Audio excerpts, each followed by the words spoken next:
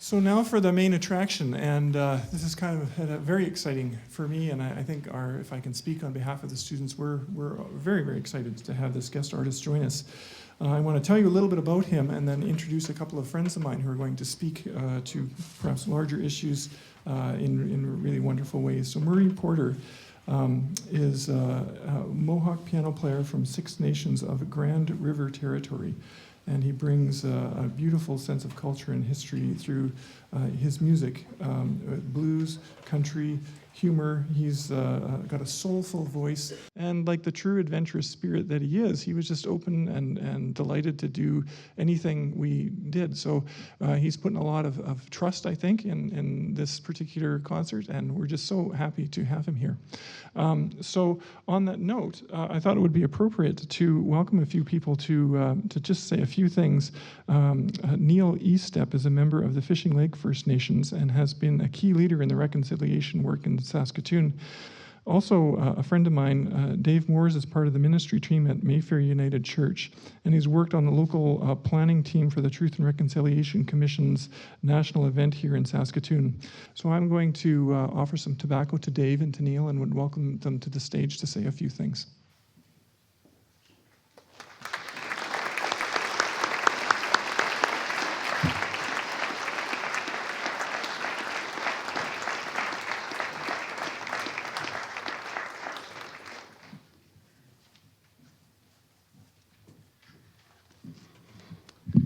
Dean's a little bit taller than I am. That's rare. Thank you, everybody. And I just wanted to shed a little bit of light. But first off, I really just wanted to thank the Department of Music and the Jazz Ensemble for inviting me here today, as well as Dean and my friend Dave. Some of you, on the work that we do with the Reconciliation Saskatoon group and trying to educate our community on the Truth and Reconciliation's calls to action, there's a lot of words, I guess, that aren't commonly used in the circles that we operate in.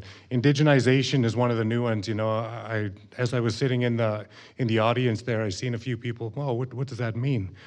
I've often wondered myself, what does that mean? As far as besides sounding really cool, it's one of the things that the University of Saskatchewan has actually really signed on to do as far as responding to the Truth and Reconciliation's calls to action. Lots of the activities around that. I seen my friend Candace Wascase Lafferty come in, who's been a real huge advocate and champion for leading the way and showing the university the way. But examples like today in the Department of Music and what they've actually been doing, because when you try and look up the word indigenization, you're not going to find a definition. Today, these are the events that actually are going to be defining what indigenization means for our community. You know, so those are some of the things that are really important to me, and I think that as we walk this path towards reconciliation, these are the types of activities that we're going to look back and remember, like, that's indigenization, that's what it was. And we're really leading the way as far as Canada goes on the path to reconciliation. I just want to shout out to a few folks that I seen here as well too. I seen the mother of our first Aboriginal president of the Students' Union at the U of S, Donna Brown, as well as Errol Canistano too, one of our cherished artists that we have, not only in Saskatchewan, but as far as Canada goes too. So I really want to applaud my former university. I sent my older children here. I've got another daughter coming in the fall, and great job, and thanks. Keep the toes tapping, please, Jazz Ensemble, and I'll pass it off to my partner, Dave. Yeah, thanks, Ian.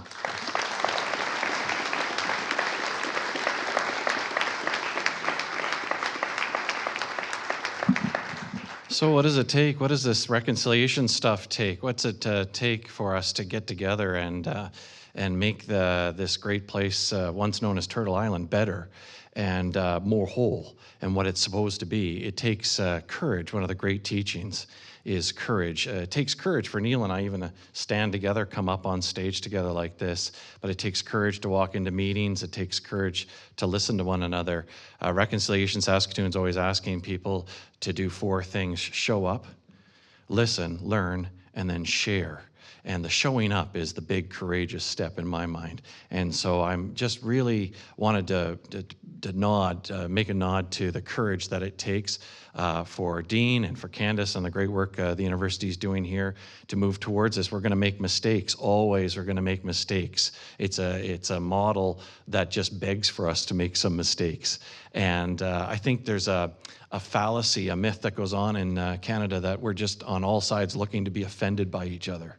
And I have not found that to be true. I found more often we're looking to laugh together, more than, certainly Neil and I often laugh together, more than we're trying to be offended by each other. So we've got to take those courageous steps, be willing to make some mistakes, apologize when we do, and keep growing in relationship. And I was mindful of a quote from Wynton Marsalis that Dean and I have talked about in the past.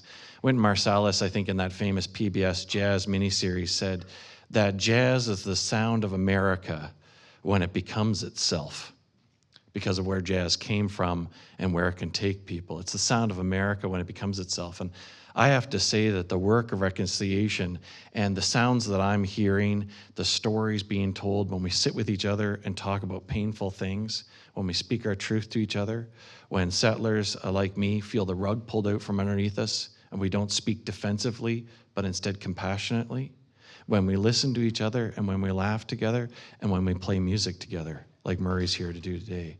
That's the sound of Canada when it becomes itself. That's what I believe. And with that, I really, really am honored to welcome Juno Award winner Murray Porter to the stage.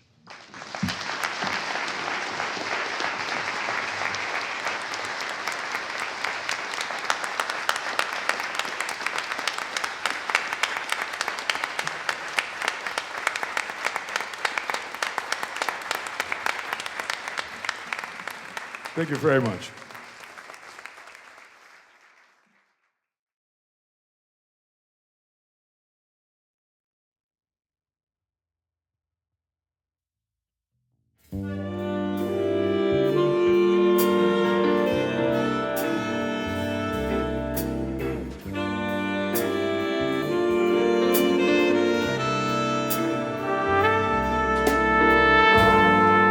You have 500 years. Show us your better way. Is this your idea of good? This poverty and pain. Why can't we make you see the light? We are red, we will not be white. Why must push always come to shove?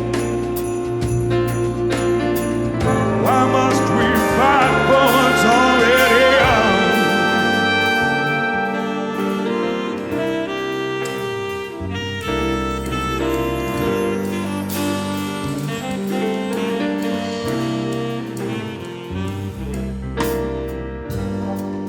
You took away our homes,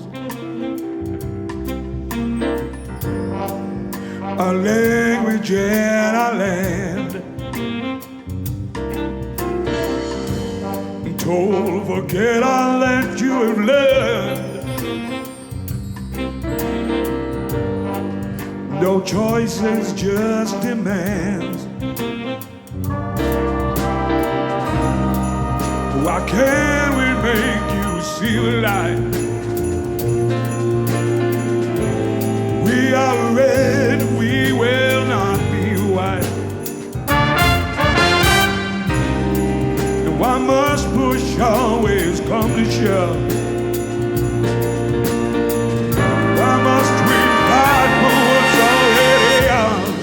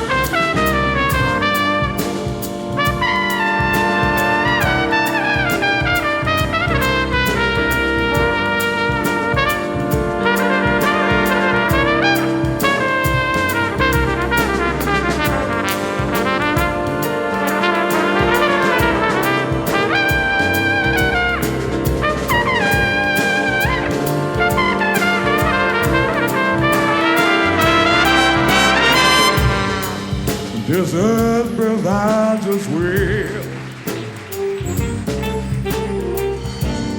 Take what you need and leave the rest.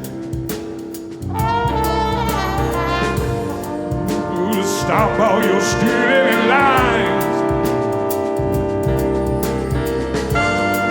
Mother Earth, there's nothing left. Why can't we make you see the light? We are red, we will not be white. Why must push always come to shove? Why must we fight for what's already young?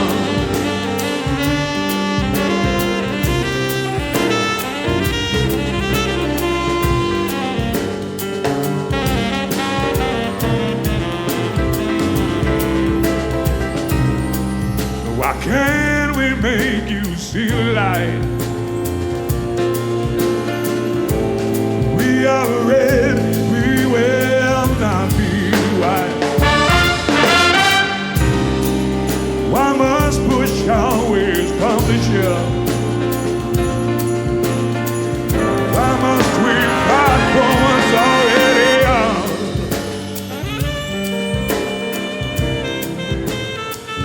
Why must we fight?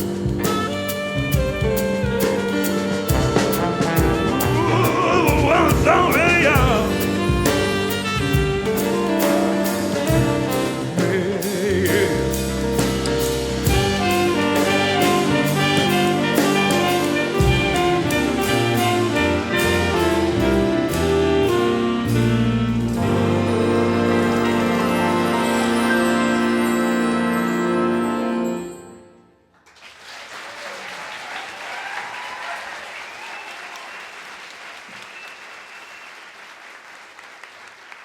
Thank you very much.